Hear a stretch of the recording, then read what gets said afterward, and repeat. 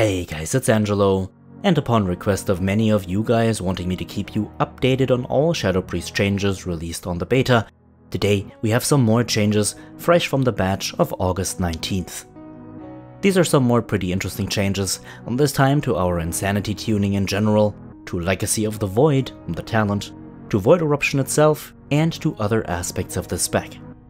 Keep in mind that everything you see here is still subject to change, and by the amount of changes Blizzard is putting out, most likely still will.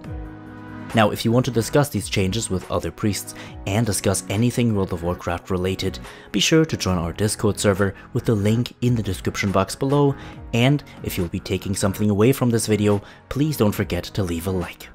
Alright, now without any further ado, let's go right ahead and have a look. Okay, so as always, I'll be reading these changes out loud for you guys before we discuss them thoroughly. I'll split them into two parts, as Blizzard posted two sets of changes yesterday with a couple of hours apart from one another. There's also some Datamined changes which we need to talk about separately so that you guys see some of these Insanity changes specifically taking place.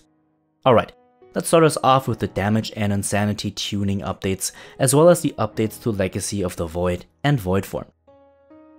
In the last two builds of the Shadowlands beta, we've made further changes to Shadow to address feedback and to further refine the core spec changes in Shadowlands. Most of these changes are adjustments to talents and spells to bring them more in line, such as Surrender to Madness, which we feel has been a bit too powerful in too many situations. Now when it comes to the damage and Insanity tuning, in the previous build, you may have noticed that we changed the damage values of various spells on the Shadow Priest. The goal here is to rebalance the spells among each other. For example, how much more damage should Vampiric Touch deal than Shadow Word Pain? Players should now see a more healthy spread of how much damage each of their spells contributes. Now specifically tuning the priest in contrast to the other DPS specs will come in a future build, so we'll have to wait and see how that plays out. Additionally, we've modified the Insanity values that are generated from many different spells. We feel that Insanity generation is a bit high, but we're mindful of players' positive feelings of the cadence of the rotation. Now when talking about Legacy of the Void, we want Legacy of the Void as a talent to be available for priests who are fond of the current VOIDFORM gameplay and also a viable choice depending on the situation.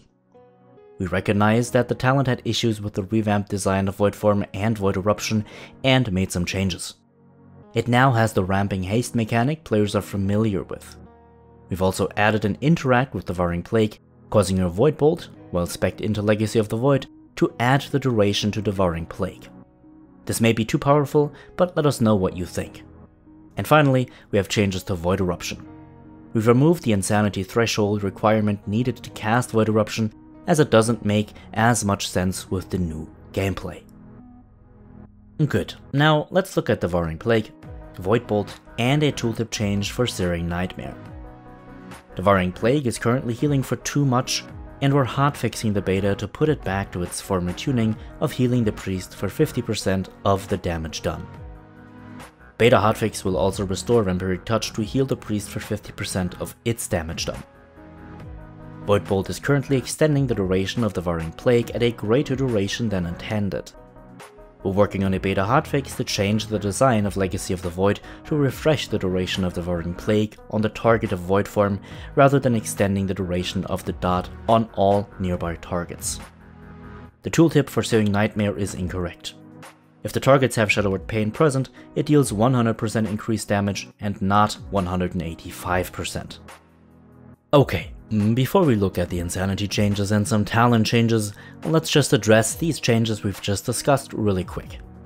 The Void Eruption change of not requiring 90 Insanity as a threshold anymore was much requested in the community, much needed, and much deserved for us. A 90 Insanity barrier to enter VOIDFORM felt out of place, and the best example I've read here is that the Destruction Warlock does not require a Soul Shard minimum to summon an Infernal, which would be considered the spec's major cooldown, so why would the Shadow Priest require Insanity to enter VOIDFORM at this point? Fortunately for us, this has of course now been changed. When it comes to Legacy of the Void, this will require some more testing, but Legacy of the Void was already relatively competitive in single target before this newest change, and I think many people had kind of slept on it.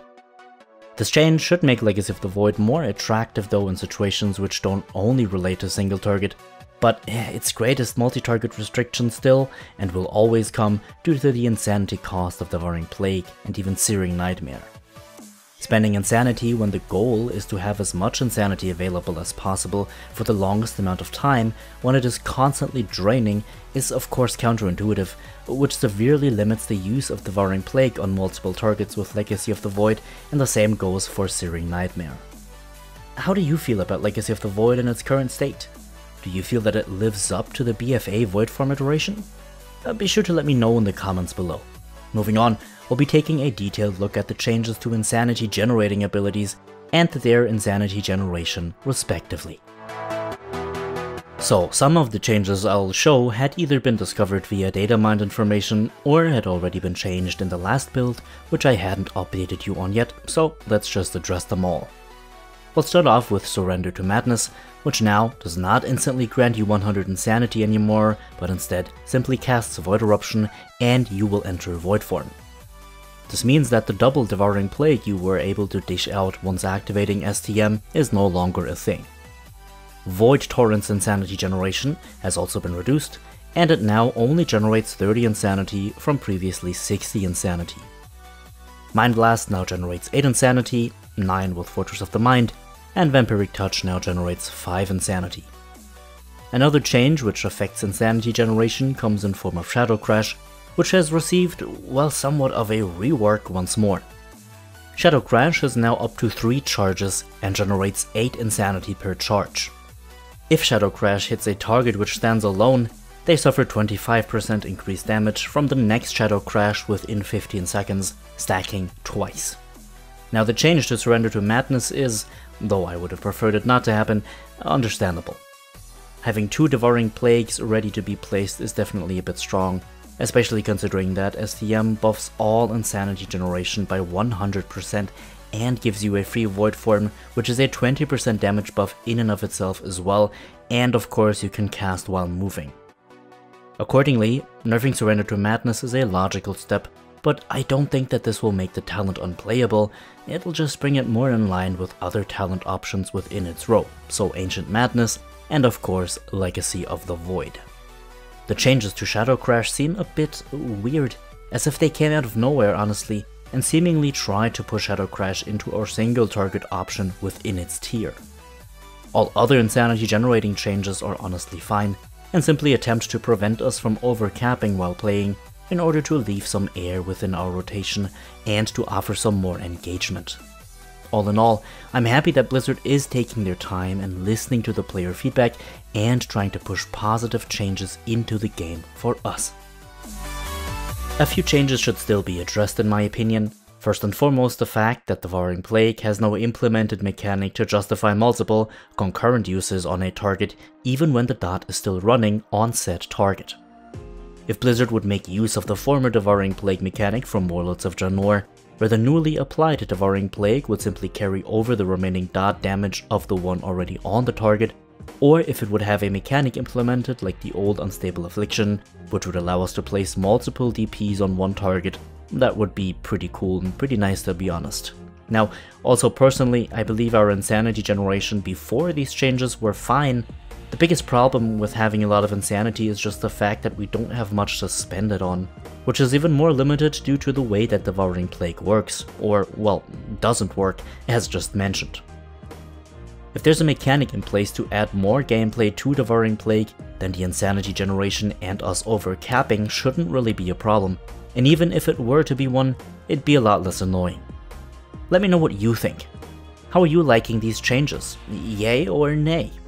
I'd like to know what you think, so again, be sure to leave it in the comments down below.